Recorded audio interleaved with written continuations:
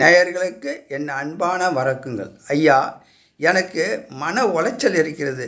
இந்த மன உளைச்சலுக்கு மருந்து கொடுங்கண்ணா. ஐயா, மன உளைச்சலுக்கு மருந்து ஏதுங்கள் ஐயா? மன உளைச்சல்னா மனமே தான் அது. நாம் நல்லா இருந்தாக்கா, நாம் நிம்மதியாக இருந்தாக்கா, நம்ம எந்த கவலையும் இல்லாதான் நமக்கு மருந்தே தேவையில்லை. ஏன்னா சில பேர் இருப்பாங்க, ஆஃபீஸில் டென்ஷனாக இருக்கும், அலுவலகம் போகிறாங்க டென்ஷனாக இருக்கும், வீட்டில் டென்ஷனாக இருக்கும், எல்லாம் கடன் வாங்குறாங்களா அங்கே டென்ஷனாக இருக்கும். எல்லா இடத்துலையும் என்னடா பார்த்தா அவன் வழியில் பார்த்தானா அவன் ஒரு டென்ஷனை படுத்துவான். இந்த டென்ஷனில் வீட்டுக்கு வந்தான்னா வீட்டில் மனைவிலையும் மக்களோடையும் பெரிய டென்ஷன் ஆகும்.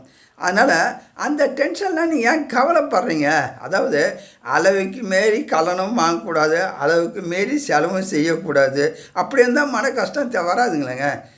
சில பேருக்கு உடல்நிலை சரியில்லாத இருக்கும், அதை நினச்சே ரொம்ப கவலையாக இருப்பாங்க.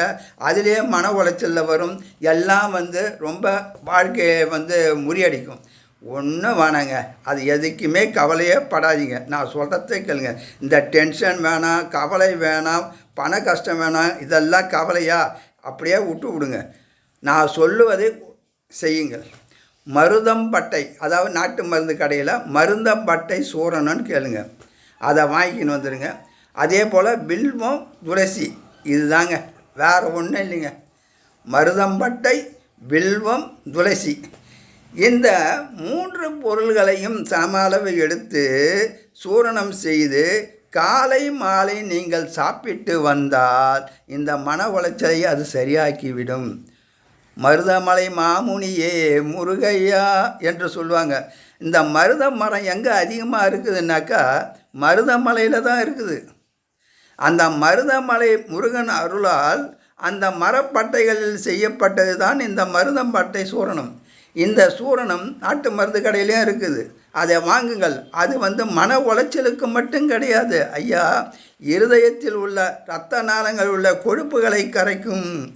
அதற்கெல்லாம் அற்புதமான மருந்து தான் இந்த மருதம்பட்டை. இந்த மருந்து அதே போல் வில்வம்.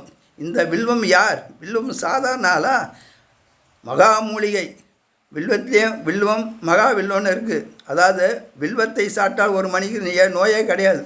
கேன்சரையே குணமாக்கும், சுகரையும் குணமாக்கும். அதனால் இந்த வில்வத்தை நீங்கள் சாப்பிட்டுன்னு வந்தால் அதிலே இருக்குது பாருங்கள், வில்வத்தை நீங்கள் சாப்பிட்லாம். துளசி, திலவிசி எம்பெருமான் பரமாத்மாவுக்கு, அந்த நாராயணனுக்கு முக்கியமான மருந்து.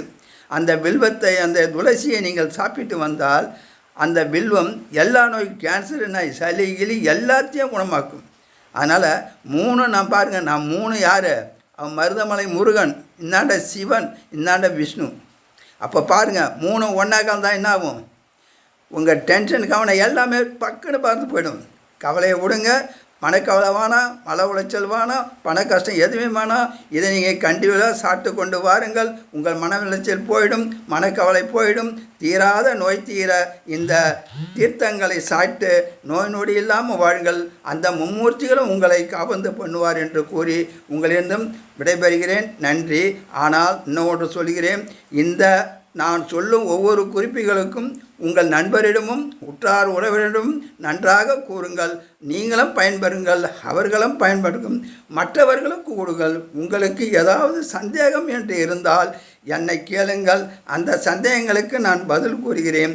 என்னுடைய தொலைபேசி எண் 9944412947 99 44 1247.